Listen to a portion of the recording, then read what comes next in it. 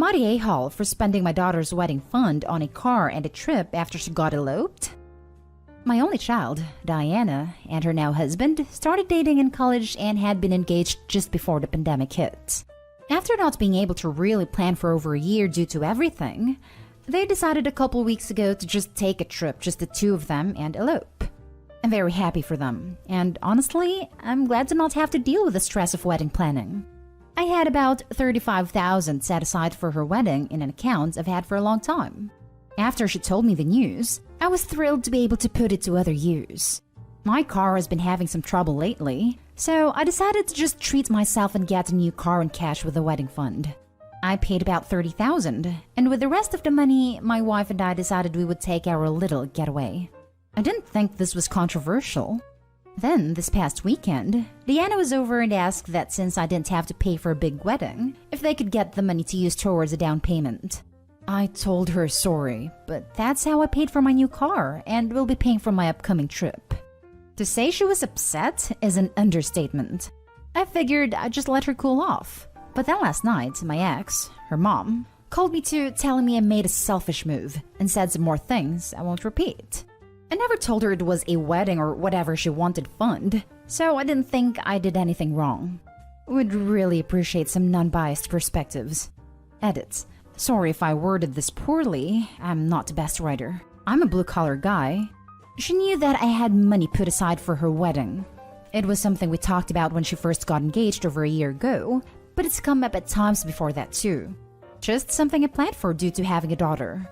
I never told her it was a fund for her to use on whatever. I paid for her college and planned on paying for her wedding. But beyond that, didn't plan on paying her way through life. My parents couldn't help me out financially in life, so my goal was to pay for her schooling and wedding so she could start adulthood on the right foot. I felt like I accomplished that. We are far from wealthy. I did not go to college, but I always did my best to save and be responsible with money so I could help her start off the right way. I never expected to be paying her way through life. Maybe it's a dated traditional mindset, but I always believed after your kids officially start their own family, your job as a provider has been accomplished, and it is their turn to provide for themselves. Now it's my time to put myself and own finances as #1 priority. I had her very young, 19, and still have a lot of working years left until retirement, hence the need for a reliable car. Now for the top comments. Note: Opie paid for his daughter's entire college tuition and living expenses, so she's starting out in life with zero college debt. Isn't that gift enough? Not the a-hole. I can hear where the daughter is coming from. She feels that the money was supposed to be used for her, and since her big wedding didn't happen, she should be able to use it for another purpose. That said, she's being entitled here. If she discussed this situation with her dad beforehand, we decided to elope. Would you be open to giving us the wedding money to spend on a house, etc.? Then they might have worked something out. Our dad could have said no. The issue is that she assumed it was still hers and is now disappointed that they can't buy a house right away and is behaving childishly. Opie, you are not an a-hole. Daughter is allowed to be disappointed, but not an ungrateful entitled brat. Especially since you paid for all her schooling. Not an a-hole. Parents paying for or contributing to a wedding is always a bonus. Whether you had it in a separate account or you would have paid out of your normal accounts, still your money. If she truly felt she was entitled to this money, then she should have explicitly had a discussion with you prior to eloping. Like, I think we're going to skip the big wedding and just elope. How would you feel about using that money to help us toward a house? That's exactly what she should have done. Ask. It doesn't sound like Opie would have given it to her, but who knows? It was a bold assumption of hers to think that money was sitting there for her to do whatever she wanted to with it. A wedding is for the whole family, not just the bride and groom. I'm going to give a tentative not a-hole. But realistically, this largely comes down to how the fund was discussed and handled between you and your daughter, and you're not very clear about that in the original post. A friend's parents had a wedding fund for her, and while I'm not super clear about how it was discussed privately, she was able to use what she didn't spend on the wedding toward her honeymoon and house. I wouldn't go so far as to say that would be assumed, but again, it would come down to the understanding between you and your daughter, and we don't really know what that was like. Agreed. I can definitely see conversations about your wedding fund leading her to believe it was her fund. If Opie never said exclusively a wedding fund, I absolutely can see why she would think that. And it's not an unreasonable request to put your wedding fund toward down payment. I know someone who asked her parents if she could put most of her wedding fund toward a down payment and have a smaller wedding, and they enthusiastically said yes, because the understanding that it was her fund to use towards something big that was probably going to be a wedding, because that's usually the biggest expense. Low-key, you're the a-hole for not discussing something you've been referring to as hers before you spent it, so she knew that she wasn't going to see any of that money for even a honeymoon or anything. Final response. This blew up way more than expected overnight. A lot of people have inserted their own assumptions out of nowhere. Promises that never happened, tension between stepmother, riches I don't have, an obsession with her getting married even though I said I was relieved she eloped, etc. Which is odd. Basically, what I've gathered from the vast majority is that I didn't do anything wrong, but I should have communicated more clearly. I thought that I was crystal clear, but I see now that I could have been even more clear. Thank you everyone for your time. Now for the next story. Am I the a-hole for kicking my son out and threatening to take his tuition money after he trashed my house and crashed my car? My son turned 18 a month ago, and when he did, he asked if he could drive my car. Brand new R. I of course said no. Last week, March 23, me and my wife had to go on a business trip and wouldn't be back until April 3. So we decided to send our 4 younger kids to my parents, but our oldest didn't want to go, so let him stay home. And the past has always proven to be responsible. Well, another son, 12, decided it was a good idea to eat 6 raw eggs, because apparently he thought it would make him stronger. Surprise, it didn't. He got sick and had to be taken to the hospital. We decided that one of us should head back to check on him, so I came back, March 26. When I got back, I got an Uber to the hospital to check on him, then I went to my parents and check on my other kids, and finally I went home to check on my oldest. When I got there, my garage was open and my R was gone. My front door was open as well, so I thought we were robbed or something. And when I saw the inside of my house, I thought that it confirmed that. It looked like it was ransacked, except nothing was gone, just broken and out of place.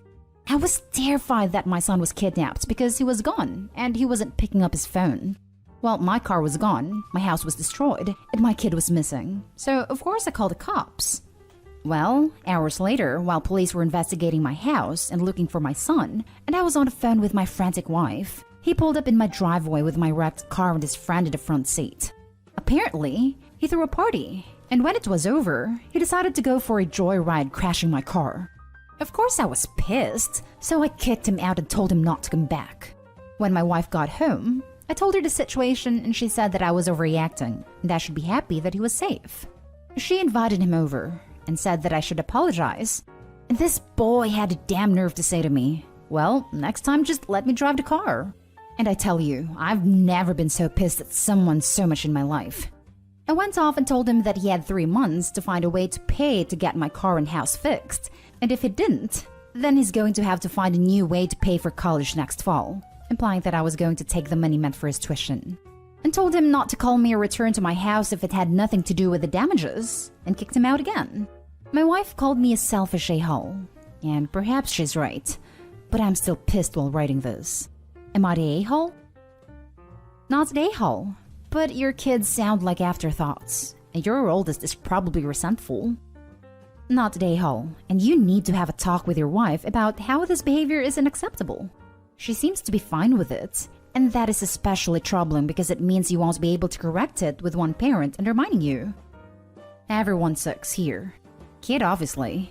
You for not aligning with your wife before doling out consequences. Wife, because she should be pretty hacked too, and I'm guessing she's let him have his way too often. Regarding the consequences themselves, honestly, I think they're reasonably proportionate to your kid's a-hat attitude. Appalling lack of respect and horrible behavior. He needs a serious wake-up call. Not the a-hole. Yes, it should have crossed your mind to ask if he was okay, but your wife needs to get up to speed.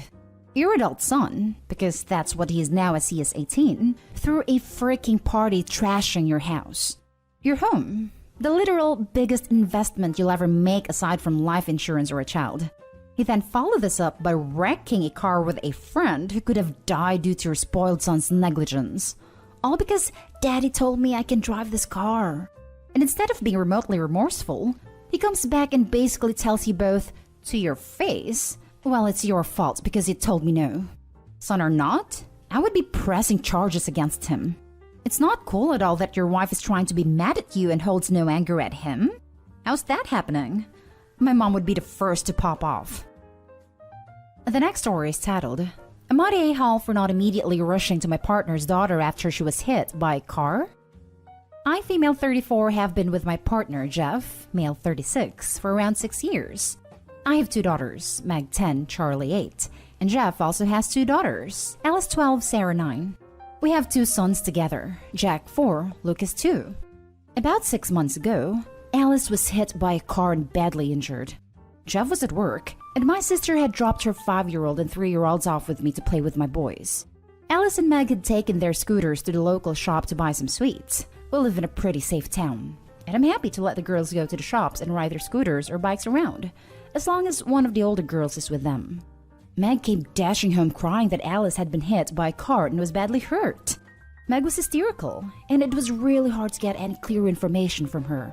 But she was able to tell me eventually that it was about a 10-minute scooter ride away, and that a lady was with Alice and had called an ambulance. I tried to run to my neighbor to see if she could look after the younger kids while I went back out with Meg, but she wasn't home. My car doesn't have space for all of the kids, or enough car seats for my nephews as well as my sons. I rang Jeff and his brother who lives local a few times, as well as Alice's mom and my sister, and couldn't get through anyone. I didn't want to take all of the kids with me by foot as it would take too long to get them there, and I also didn't want them to see Alice hurt, but I couldn't leave them home alone. Eventually, I got hold of a friend who promised to be there in 5 minutes to mind the kids. By the time I got to the accident site, the ambulance had already taken Alice away. She broke her leg badly and had a concussion, but is otherwise on the mend. She was really upset to be left with a stranger at the accident site and has had nightmares about it.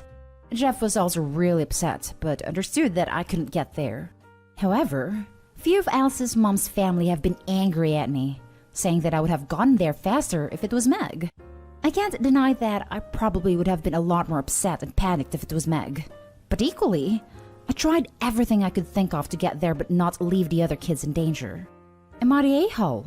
Should I have left the kids in the house with Meg or found some way to get all down to the accident site with me? Now for the top comments. You're the a-hole for some all-around parenting issues that culminated in this situation. Neither the 12 or 10-year-old have a phone, but you were letting them go around town? You think one of the older girls is okay to be in charge for that, but not to watch the 4 toddlers at home? Or she could watch 2 toddlers and you take the other 2 with you? You're babysitting extra kids without the ability to drive them anywhere in an emergency? You reached out to 4 different people and none of them even answered a text or call. Not even the mom whose kids you were babysitting? Why didn't your daughter or the woman who called 911 also call you instead of having the kids scooter 10 minutes home to you? How throwback are all of you when it comes to phones? And you admit you would have handled this differently if it were your biological child. For someone with this many kids and extras you apparently babysit, you seem woefully unprepared physically and emotionally for the type of emergencies that could rise. The oldest, 12, one would have been an okay age to look after the toddlers, or at least half of them, had she not been the one hit by the car. 10 years old, the one who came home, is not an age to leave at home looking after toddlers by themselves. Right? I think people are forgetting that there was a 2, 3, 4, and 5-year-old there. No 10-year-old would be able to manage that by themselves. As a father of step and biological children, seeing you admit elsewhere in the comments that you love your other kids more and you would have found a solution for your bio kid really upsets me. Offhand solution: the 8/9-year-olds can sit with the toddlers latched in a playpen while you freaking sprint to the child hit by a car.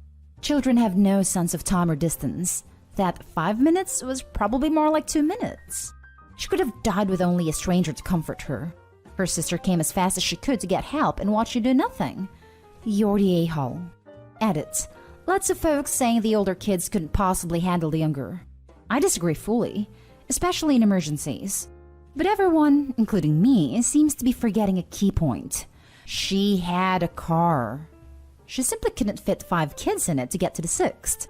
Putting aside the fact that why do you only have a vehicle that you can't fit a family in, as there may be financial reasons. Why the hell not put the youngest kids in the car and leave the eldest home? The point is, there were multiple ways to solve this problem and Opie pursued none of them, while clearly admitting she would have done so for her real kids because she loves them more. Honestly. Edit. Thank you for your honest judgment. A lot of you are saying what I feel. I honestly don't know what I would have done if it had been Meg that was hurt. The guilt is eating me up inside that I would have somehow found a solution for her, but I just can't think of what that solution would have been.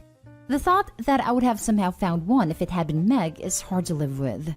I'm going to speak with Jeff tonight and show him this post. I do love Alice and Sarah, but I just can't help that I love my biological kids more. I don't know what's wrong with me. We only have the girls 1 weekend a month and in the holidays, but that isn't an excuse. I do love them, but you are all right. They deserve more. Now for the last story. Am I the a-hole for only punishing my stepson and not my son, even though they both broke each other's laptops? I'm, female, a mom of 2. Chris, 16 bio, and Sammy, 13 stepson. I've been married to Sammy's father for over 4 years. The boys argue sometimes, but nothing huge, just minor everyday issues. And since my husband is busy all the time, he's a nurse, I handle the boys' issues. Last week, Chris was bringing Sammy his laptop from his rooms and Sammy asked. Chris unfortunately fell off the stairs, injured his knee, and Sammy's laptop broke. Sammy was mad, although it was an accident. I told him I'd get it fixed quickly. However, he kept bringing it up and arguing with Chris about it even after Chris apologized. The next day, Chris showed me his laptop and was crying, saying Sammy did it to get even. That wasn't acceptable behavior. Sammy didn't deny it. In fact, brag about it and said Chris will learn not to mess with his stuff. I was so mad at him, I told him he made a mistake and told him he was grounded. My husband told me to hang on a second and ask why I only punished Sammy, although Chris broke his laptop. I said it's different. Chris didn't mean it. It was an accident. But Sammy planned to and damaged Chris's laptop. My husband called me ridiculous since it's the same outcome. Said it's fair to ground Chris too, but I refused. We started arguing, and my husband told me what I'm doing doesn't look good because I'm showing favoritism and it'll ruin the kids' relationship. I insisted it was unfair to ground both kids, and he insisted I was playing favorites. Sammy's upset already. I took both laptops to the store to get them fixed, and my husband sent me a text with the word favoritism typed like this, saying he handled the entire thing the wrong way. Intent matters here. Chris broke Sammy's laptop accidentally. Sammy broke Chris's laptop on purpose. While it's true that both laptops are broken, only one was broken out of malice. Your assessment of the situation and who got punished is absolutely correct and not favoritism. Not an a-hole.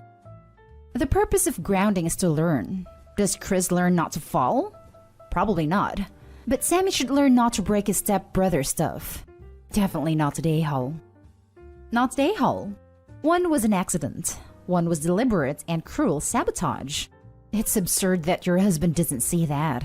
Also kind of absurd that you seem to be fully responsible for caring both kids because your husband has a job? That text sounds like it came from a teenage boy. Yes, they aren't the same actions at all. Basing it on results is stupid.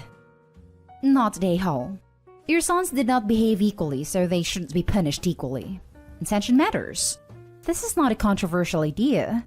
This is why manslaughter is not punished the same as premeditated murder. Your husband is the one showing favoritism, and he needs to get it through his head that one of his sons destroyed property on purpose in an act of revenge. The thing that will ruin your sons' relationship with each other is if it goes without consequences.